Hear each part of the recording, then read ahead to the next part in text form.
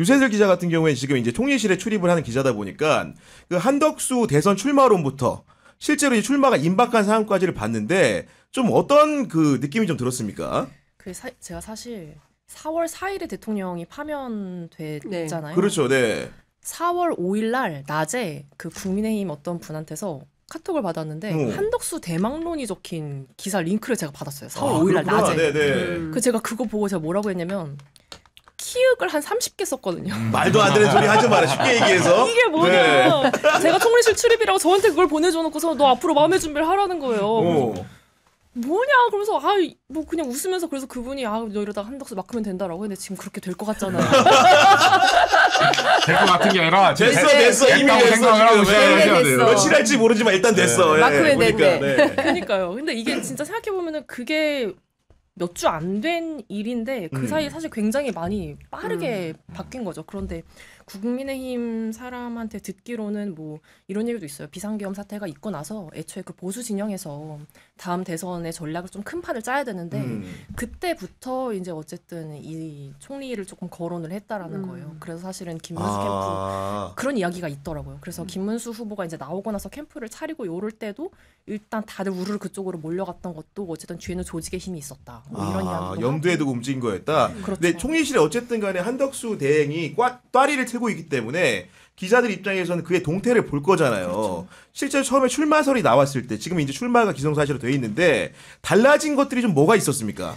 사실 맨 처음에는 총리실 그 참모들이 아니다라고 했어요. 총리는 그런 마음 없다. 그런데 다 그냥 그 국힘 발이다. 국민의힘 발이다. 라고 이야기를 하고 실제로 총리하고 직접 소통을 했다라는 관계자들의 얘기도 다 달랐어요. 어떤 분은 내가 어제 연락을 했는데 생각 없다더라. 근데 어떤 분은 내가 만나봤는데 안 한다는 얘기는 안 하더라. 뭐 이렇게 조금 온도차가 있었는데 사실은 트럼프와 통화한 내용, 트럼프와 통화해서 다음 대선 출마에 대해서 총리가 좀 어버버하게 이야기를 했다라는 거, 그리고 어느 날 갤럽 여론조사에서 처음 등장하기 시작하고 여론이 확 쏠리면서 그때부터는 총리실에서도 아니라는 얘기는 안 하더라고요. NCND로 총리의 위중을 내가 모른다. 뭐 요 정도. 나온다는 거죠. 아니 그렇죠. 그러다가 요즘엔 어떻게 바뀐 거예요? 그러니까. 요즘에는 이제 뭐 1, 2, 3 중에 하나 아니겠냐. 그러니까 날짜를 택이라는 문제만 남아 있다. 네. 근데 그리고 얼마 전에 보면 비서실장도 이제 사의 표명을 하고 네. 공보실장을 비롯해서 정무실장 이런 분들 나간다고 한다는 건데 그런 분들이 사전적으로 지난주부터는 준비를 좀 한 겁니까 이게? 그 전부터 했을 거라고 저는 생각해요. 그 전부터 저희가 기사도 하나 썼었는데 사실은 총리실에서는 부정을 하지만 총리실에서 참모들이 어떤 뭐 향후 네거티브 대응이라거나 이걸 좀 어떻게 해야 되나 이런 걸 논의를 했다라는 기사를 저희가 쓴 적이 있거든요. 그런 것도 보면은 사실은 염두에 두고 있었고 저희 생각에는 총리가 실제로 대선 출마 마음을 굳히기 전에 그 주위에 있는 핵심 참모들이 좀 펌프질을 하지 않았을까. 그렇게 판단하시는 거고 그 한덕수 대행이 결국 이제 아까 말한 대로 1, 2, 3 중에 하루에 나가게 되고 출마 선언을 하게 될 텐데 그러면서 마지막으로 한 일들을 지금 보게 되면 굉장히 재밌습니다. 일단은 오늘 뭘 했냐? 국무회의 석상에서 민주당이 제출한 헌법재판소법 개정안에 대해서 당당하게 거부권 행사했습니다, 선배. 그러니까요. 그러니까 그 참 이렇게 뻔뻔할 수 있나라는 생각이 들 정도예요.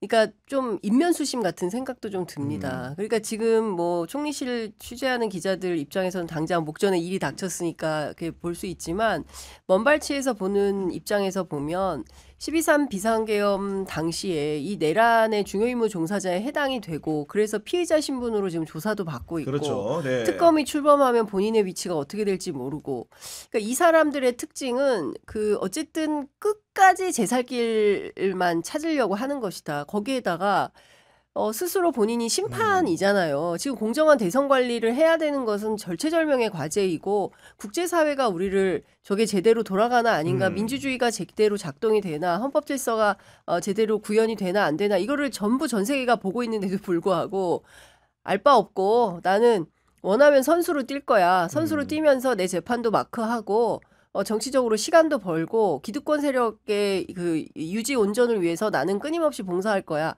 이런 태도를 보여주고 있는 거잖아요. 그러니까 그걸 보는 국민들은 진짜 무슨 저렇게까지 염치 없는 사람들이 있을 수 있는 거냐. 그러니까 이런 거죠. 내란 수괴가 심지어 분명히 서초동에도 보리밥집이 있을 텐데 판교까지 가서 사진을 찍히면서 여유 잡고 보리밥을 먹는 장면을 연출하는 이유가 뭘까?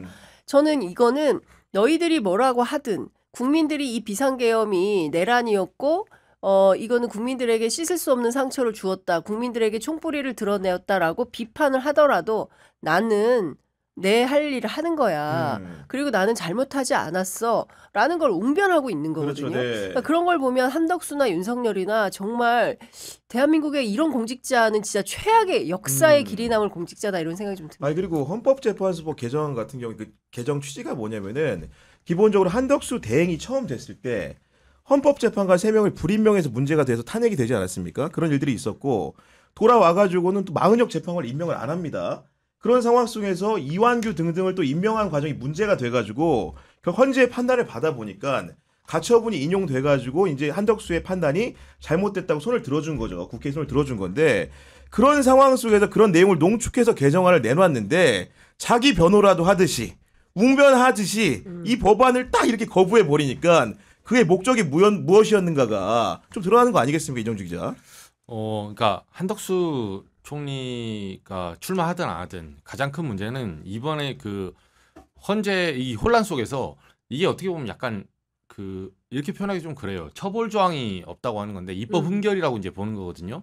근데 사실 기관 간의 권한쟁이란 거는 입법 흠결이라고 볼 수가 없어요. 대법원 판단이 기속력을 갖듯이 그거는 기관 간의 그런 어떤 결정문이 생기면 당연히 들어야 되는 거예요, 원래. 그러니까. 네. 근데 그거를 자기가 뭐 여야 합의가 있니 없니 하면서 이제 뭉개고 시작을 했고 저는 제일 이제 어처구니 없었던 게 그 뭉갠 다음에 자기가 여야 합의 이거는 뭐 대통령의 고유 권한으로 막 해야 되는 건데 내가 할 수 있지 않다 하더니 맞아요, 네. 파이낸스 타임즈 그 인터뷰에서는 바로 대통령 권한 대행은 대통령의 권한과 똑같은 거다 이러면서 사실 대선 출마를 했거든요. 맞아. 그리고 본인은 그거 할 수 없다는 거는 총리가 어떻게 이렇게 임명하는 거를 헌재 재판관은 이렇게 큰일 내가 할 수 있냐 이래놓고 이한규는 지명했어요. 그러니까. 이한규는 안가 4인방 회동한 다음에 핸드폰 바꾼 사람이에요. 윤석열의 중요 스텝이죠. 사실상 네. 범죄 혐의에 가장 근접한 사람이라고요. 근데 이 사람을 지명했잖아요. 그러니까 이 두 가지. 하나는 임명 절차를 안 하고 하나는 지명을 안 하는 건데 이게 이미 그 내란 주요 임무 종사자 내지는 공범으로서 한덕수가 헌법을 파괴하고 나온 거예요. 아니 그것도 그렇고 전 궁금한 게 이제 유세열 기자가 나왔으니까 우리는 지금 한덕수를 직접 이렇게 뵐 기회가 없었잖아요. 그러다 보니까 이분이 그냥 언론 지상에 전해지는 걸로는 그냥 총리나 한 관료형이고 대가 약하고 남이 시키는 것 잘하지만 자기 주관은 없는 사람으로 이해를 하고 있는데 실제로 유세열 기자가 만나본 한덕수는 어떤 사람입니까? 생각보다 굉장히 말씀하시는 거를 좋아하시고 그래요? 기자들하고 소통하는 것도 즐겨 하셨던 기억이 있어요. 그래요? 기자 간담회를 하는 것도 굉장히 좋아하셨고 권한대행이 되기 전에요. 오. 그리고 이렇게 헤드 테이블에 이렇게 기자들 몇 명 같이 앉잖아요, 총리랑. 그런 말씀을 계속 하시는데 그 얘기가 되게 재밌더라고요. 예를 들면은 국회에 가서 뭐 대정부 질문 때 그때 당시 이 전 국회 21대 국회긴 하지만 민주당 어떤 의원들이 이제 앞줄에 앉아가지고 막 총리가 뭐 얘기할 때마다 아니야 뭐 이렇게 얘기한 적 많았잖아요. 그때 완전 자기가 그런 얘기를 해. 예. 그때 완전 제대로 긁히셨거든요, 총리가 그때. 그래서 그럴 때 이분이 원래는 굉장히 이렇게 캄한 성격이었는데 어느 날인가부터 막 그 의원들한테 막 뭐라고 하기 시작을 했었어요. 오, 맞아. 예. 그렇죠. 장경태원하고 맞아요. 설전도 벌이고. 맞아요. 네. 그런데 그때 이야기를 하면서 기자들에게 속이 다 시원하더라. 야 이런 진짜로 얘기를. 속이 다 시원하다고 얘기했어요?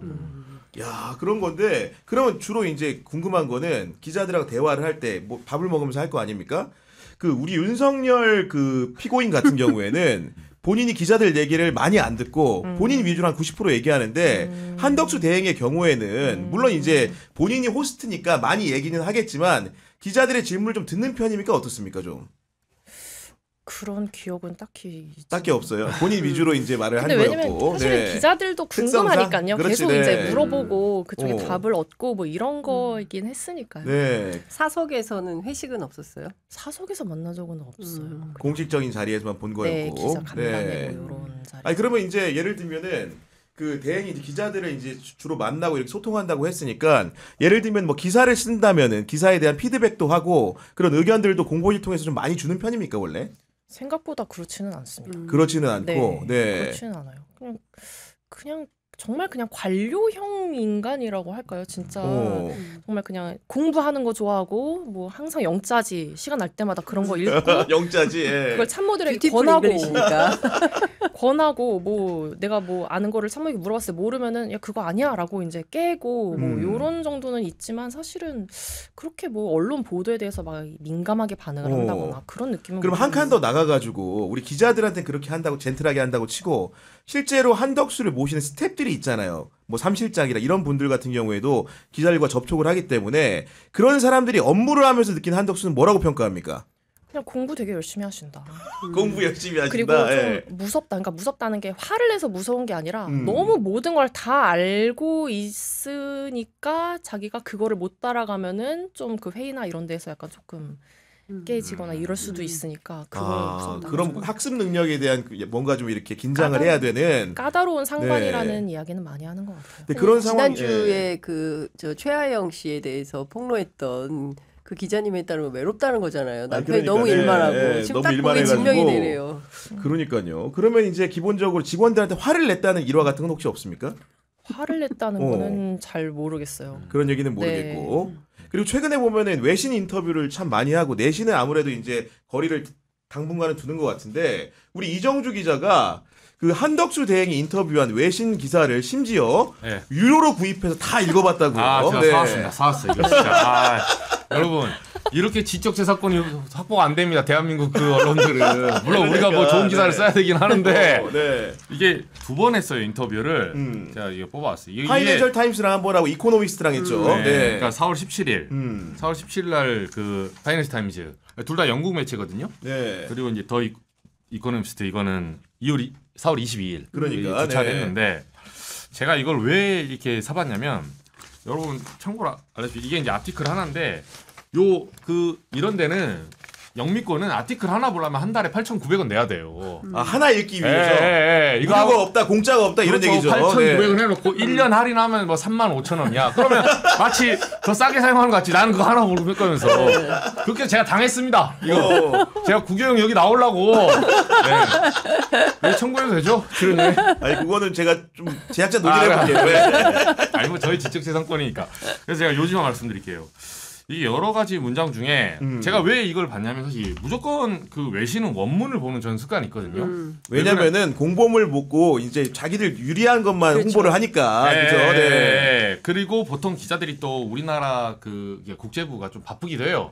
바쁘기도 하고 또 솔직히 말해서 국제 뉴스를 막 이렇게 행간을 쪼개가지고 해봤자 사람들이 조회수가 안 나와요. 그렇지. 그리고 또 너무 현실적이다. 몇몇 매체는 돌려막기를 해. 그러니까 연합뉴스나 어디가 대표적인 거 쓰면 맞아요. 계속 우락가로 돌리거든요. 그래서 제가 사실은 이거 처음 기사 하고 나서 안 사봤죠. 저도 대충 뭐 국내 이런 얘기 했겠구나 했는데 한덕수가 딱 나오니까 이거 안 된다. 대선 후보가 될 거니까. 그렇죠. 네. 그래서 무슨 말 했는지 정확하게 내가 봐야겠다. 그래서 봤는데 이게 파이낸셜 타임즈 에이프릴 그러니까 20일 4월 20일 날 한 거예요. 에이프릴 우리도 알아요. 그거는. 여기 써 있어. 여기 써 있어. 4월이라고 해 그냥. 죄송합니다. 여기 크리스티안 데이비스 이 사람이 한 건데. 자, 여기 내가 세 보기에 번째 8,900원 사가지고 89만 원어치 팔아먹는다. 어차피 사가지고 팝하고 돌렸으면서 진짜. 아니, 팝하고 좀 약해서 딴 거 넣었어. 요새 챗GPT가 잘해요.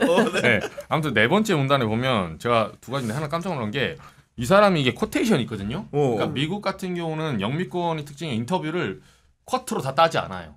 자기들이 설명을 해줘. 풀어 쓰는구나. 네, 풀어 쓰다가 갑자기 네. 중요할 때 쿼트를 탁탁 들어가요. 그렇지. 네, 이거 한동훈 잘하는 거 있잖아. 한동훈 대표 이렇게 하는 거. 영미권. 쌍따옴표. 네, 쌍따옴표 요건데 요거 중에 하나가 이런 문장이 있더라고요. 이제 한국 문장을 먼저 말씀드리면 우리의 산업 역량과 금융 발전, 뭐 문화 성장 부는 대부분 미국의 도움 덕분. 이라고 했다. 미국의 덕택이다. 네, 그럼 제가 이걸 원문을 찾아봤어요. 도대체 뭐라고 얘기했길래 이게 정확한 표현이에요. 그러니까 뭐 our institute 뭐 프로웨스 등등등 해갖고 due to the help from United States. 그러니까 due to 이게 미국의 덕분이다. due to가 뭐 때문이다. 그렇죠. 덕분이다. 너에게 다 달렸다 이 소리거든요. 아니 우리가 뭐 이런 금융 발전이나 문화나 성장이 미국 도움 덕분이라고요? 일반론으로 일단은 굉장히 네. 친미적인 사람이다. 네. 네. 그리고 여기 전후 뭐 맥락이 뭐냐면 오늘날 한국을 있게 한 거는 미국의 역할이 컸다. 뭐 이런 식의 얘기를 해요. 그러면서 전반적인 맥락이 관세 협상을 하지 않겠다는 거예요.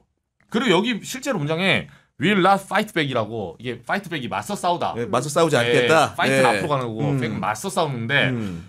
관세 협상은 제가 그 통상 전문가를 물어보면 협상은 기본적으로 싸움이에요. 아, 당연하죠. 왜냐하면 네. 이건 관세를 25% 매길지 안 매길지가 제로숨 게임이거든요. 그럼 내가 25% 매고 너도 25% 매기면 서로 쌤쌤이기 때문에 예를 들면 한 방씩 준 거기 때문에 이거는 비긴다고 할 수 있어. 근데 싸우지 않겠다? 협상의 본질이 싸우는 건데 관세 협정에서 싸우지 않겠다는 건 내준다는 거거든요. 그러니까 이건 갖다 바친다는 소리가 똑같아요, 사실은. 그리고 제가 그래서 이 문장을 전반적으로 그 원문을 보면 네.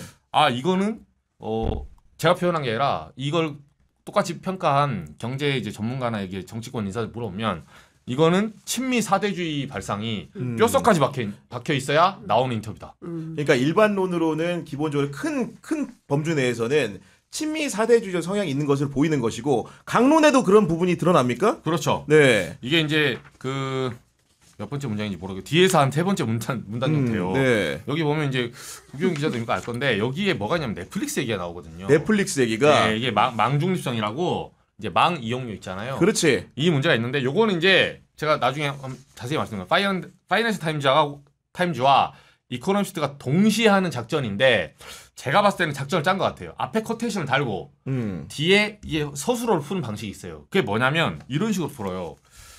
그러니까 예를 들면 한 총리는 한국의 비관세 장벽 문제에 대해서 논의할 의향이 있다고 밝혔다.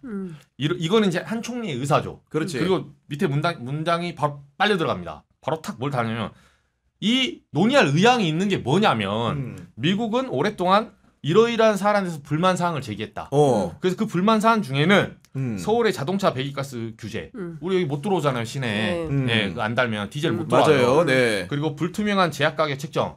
이거 지금 복제약 네. 얘기한 거거든요. 그리고 일부 미국산 쇠고기 수입 거부. 2008년 이후에 36개월 원령을 더 늘려라. 그렇죠. 네, 다 네. 열라 이거야. 수입 그리고 원령을. 마지막에 네. 넷플릭스 같은 미국 컨텐츠 제공 업체에 대한 네트워크 이용료 부과.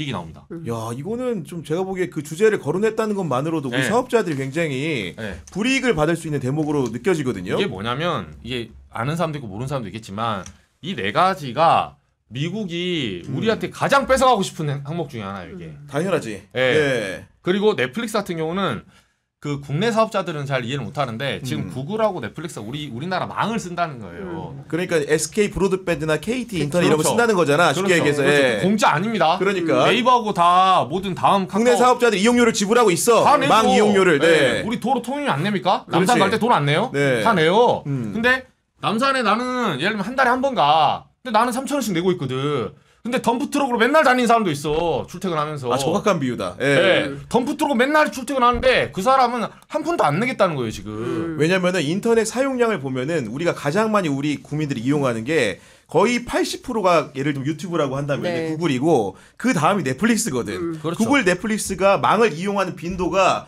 100에서 90, 10중 8구라고 보면 되는데 네. 그 사람들이 10중에 하나 이용하는 사람은 돈을 내는데 네. 자기들 안 내겠다는 협상을 지금 하겠다는 거잖아 그렇죠. 지금. 예. 안 그래도 지난번에 소송이 있었어요. SK랑 넷플릭스인데 맞아, 1심에서 네. 하다가 이제 2심 가서는 합의했어요. 원래는 우리가 그 사업자들이 이겼지. 국내사업자들이 이겼지 원래는. 예. 근데 했는데 2심 가서는 넷플릭스가 워낙 거대 사업자니까 SK가 머리를 돌려가지고 같이 합작 사업에서 가면 우리 거 상품 해달라 이렇게 해서 합의를 한 거예요. 그래서 이게 가이드라인이 없는데 유럽이나 그 빅테크 기업들 있죠.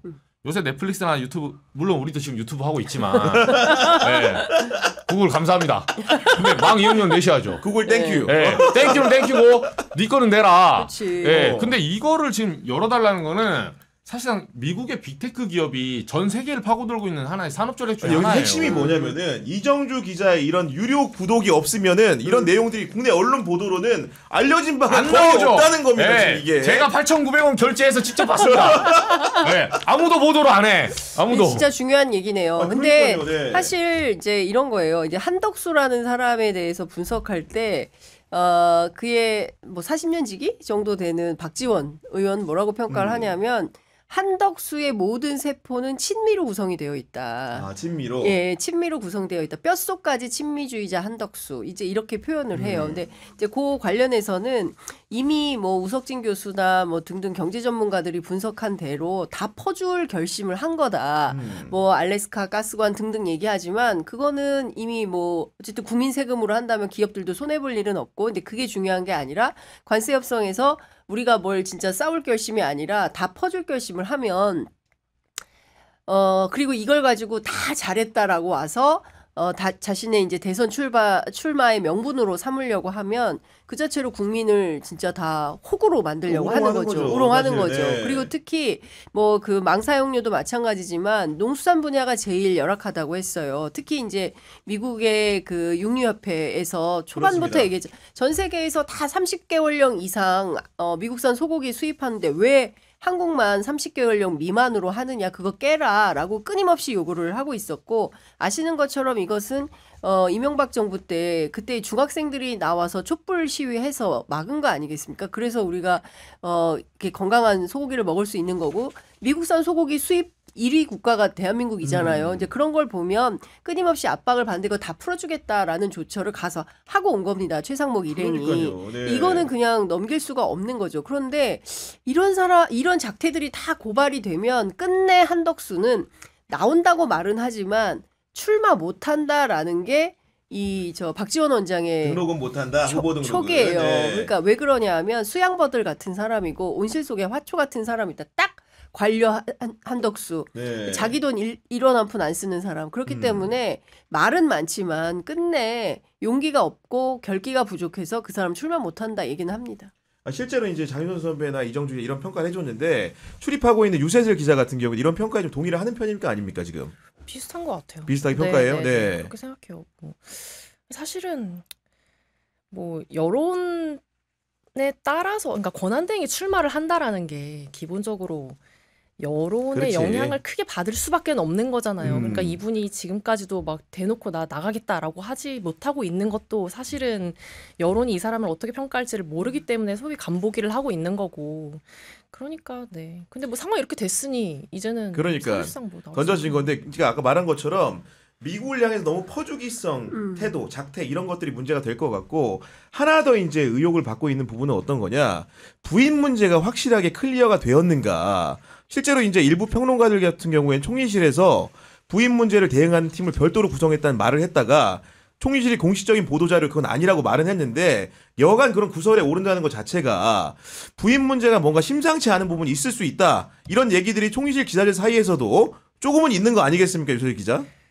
사모의 그 그림력이 세다라는 거는 정설이기는 하죠. 아, 그 공직 사회에서도. 그렇죠. 네. 그거는 뭐 정설이고, 보통 이렇게 정치를 하려고 마음을 먹으면은 가족의 의사가 가장 중요하잖아요. 근데 지금 이렇게 되는 것도 기본적으로 그 부인분이 어쨌든 허락을 했기 때문에 지금 여기까지 온 거다라는 이야기가 그러니까 있고. 네. 네, 뭐 무속 이야기는 계속 돌죠. 설마 뭐 5월 1, 2, 3일 중에 하루도 뭐 택일하고 이런 거 아니겠죠?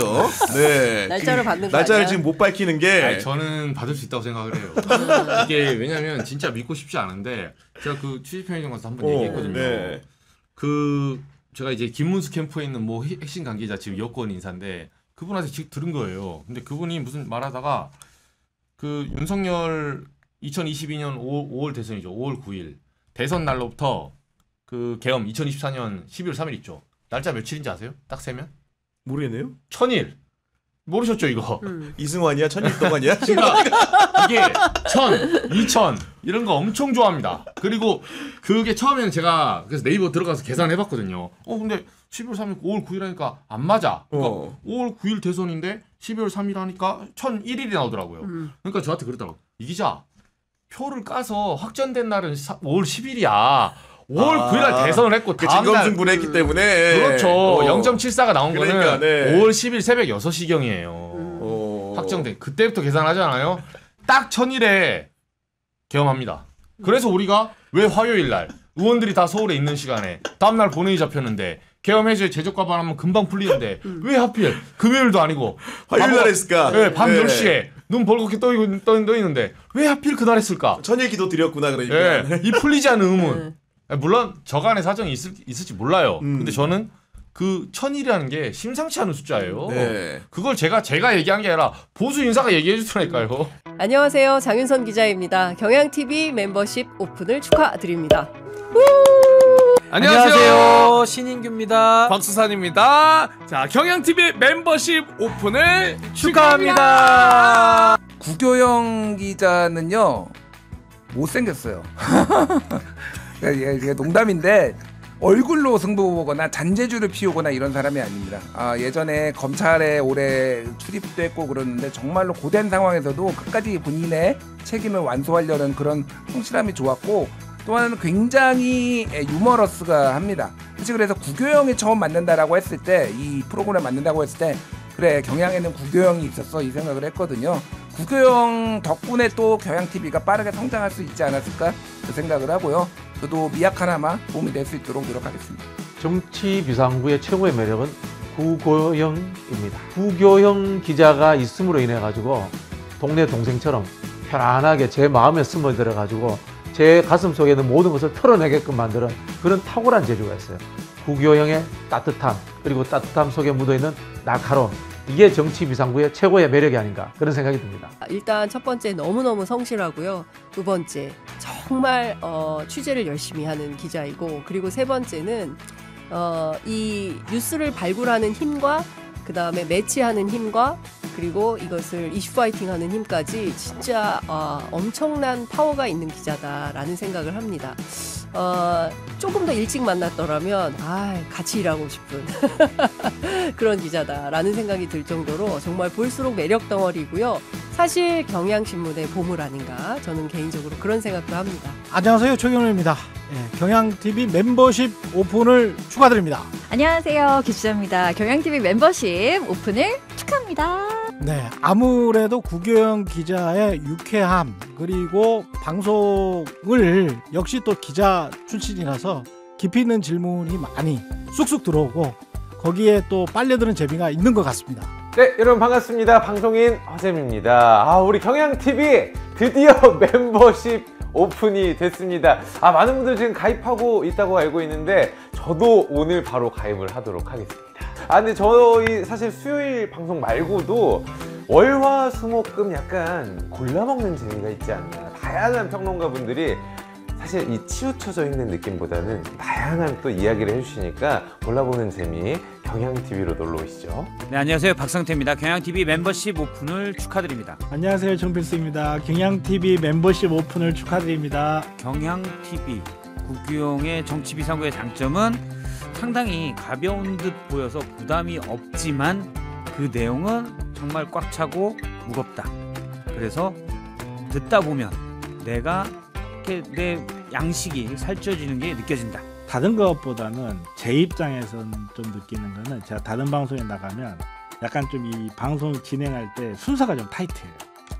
순서가 좀 타이트해서 내가 좀 말을 많이 하고 싶다 싶어도 이렇게 진행 순서 때문에 딱 좀 잘리고 이런 아쉬움이 있을 때가 있는데, 여기서는 제가 무슨 말을 해도 가만 둡니다. 마음대로 떠들 수 있어서 그게 너무 좋은 것 같아요.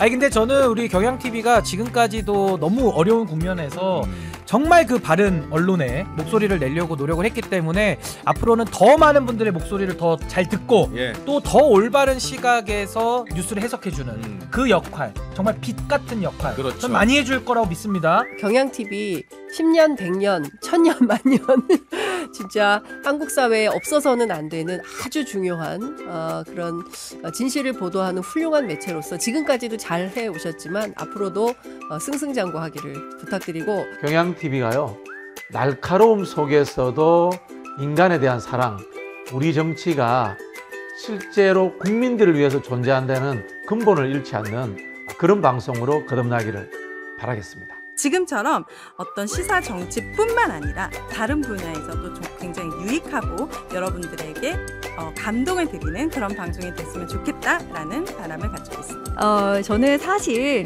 말씀을 드려서 여기 와서도 경향신문조차도 비판할 수 있는 그런 열린 채널이 되기를 간절히 바랍니다. 많이 많이 구독해주시고 사랑해주시고 멤버십도 가입해주십시오. 경향TV가 경향신문에 이어서 생각을 해보면 1960년대에 경향신문에 이제 황금기가 있었거든요. 제2의 황금기를 경향TV가 한번 새롭게 한번 만들어 가 보시기 바랍니다. 고맙습니다. 안녕하십니까, 경향신문 구교영 기자입니다. 여러분의 성원에 힘입어 경향TV가 드디어 멤버십을 런칭했습니다.